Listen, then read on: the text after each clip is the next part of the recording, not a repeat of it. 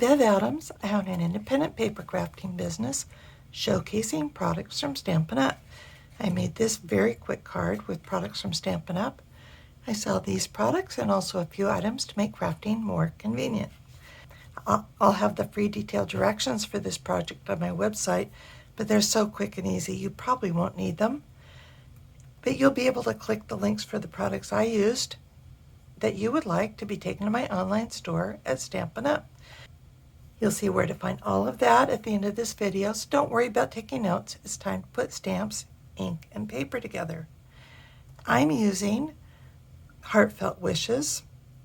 I love this font and that it's a long, large font, but I'll show you ways to use any Christmas stamp that you might have, as long as it's not more than an inch tall.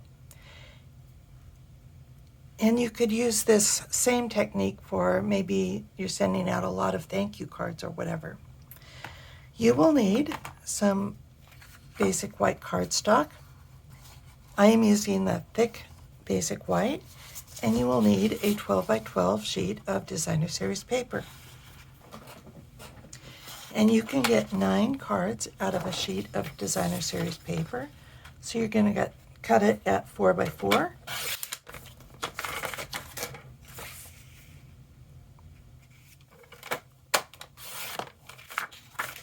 And the designer series paper is fairly thin, so you can cut 3 at a time.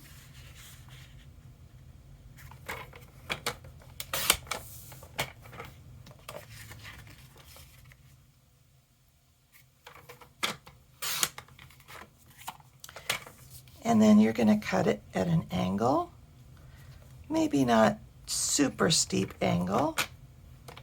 And it doesn't really matter which way you go. So I'm going to try tipping it this way too.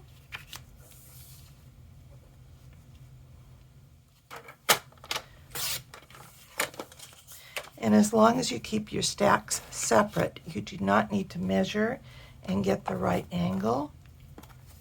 I'm going to have some cut straight, so at 2 inches.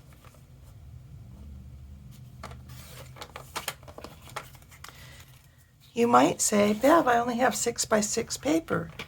Not to worry. Cut it to 4.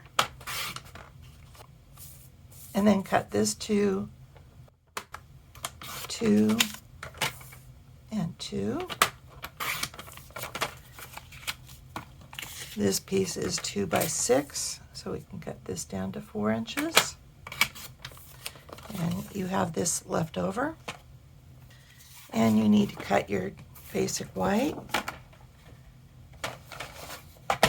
So you're going to score this at 4 1/4.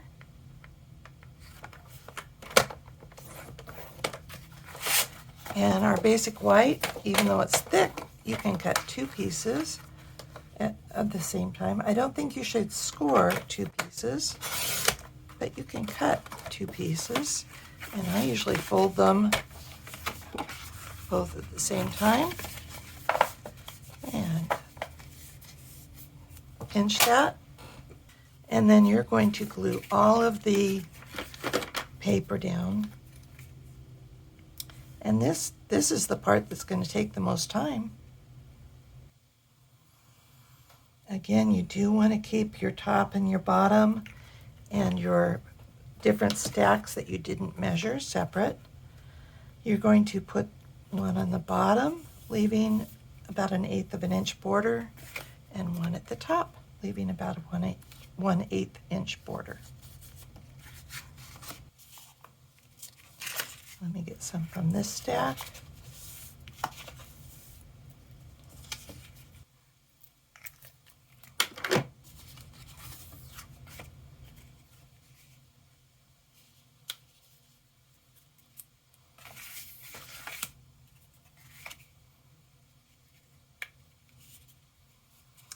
And you're going to go ahead and glue these to all of your card bases.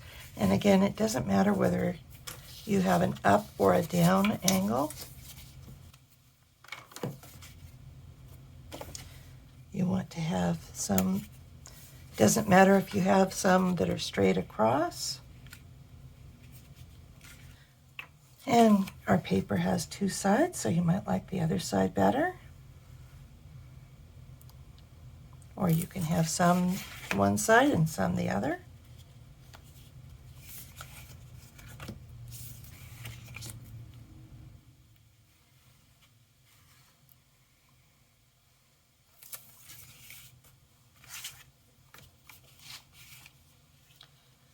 This paper, I think, is Tidings of Christmas.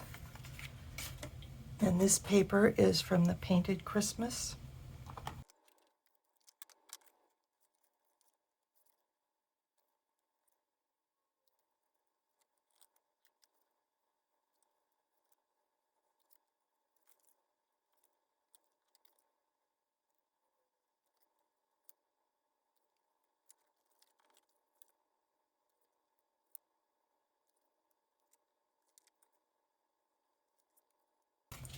And then we need to stamp our greeting. And the angle is really nice. It makes full use of this whole line. Either way. If you're going straight across this way, it's going to go off the edge, but your greeting goes there. But maybe you don't have that stamp set.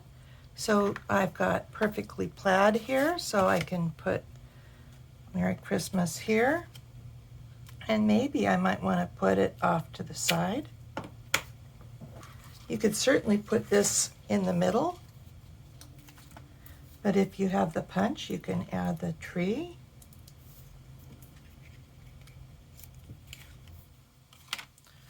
Or maybe again, put it off to the side and add some rhinestones.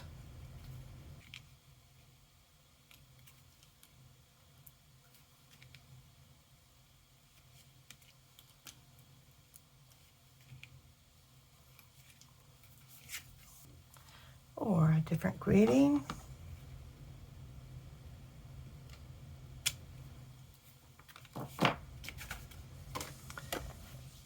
This is from Festive and Bright, and this also has a very long garland. And so that takes up most of that space, but that doesn't leave any place for your greeting. You can just punch a greeting out. We have a lot of tag punches that you can use for that. This is the postage stamp one. Or maybe you'd like to add some ribbon.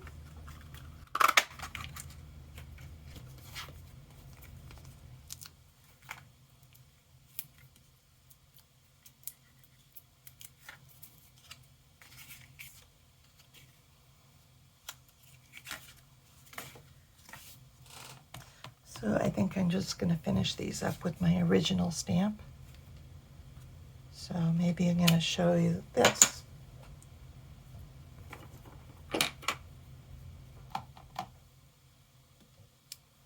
So you can make cards very quick and easy using this 4x4 square method.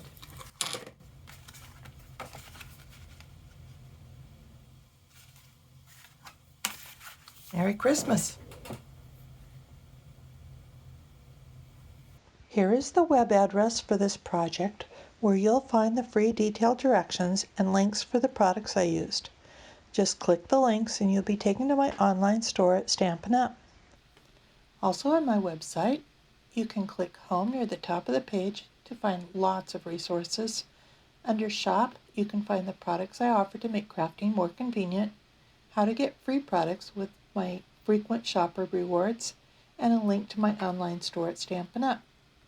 Click Inspiration to scroll all my projects back to 2011, most with detailed directions and videos.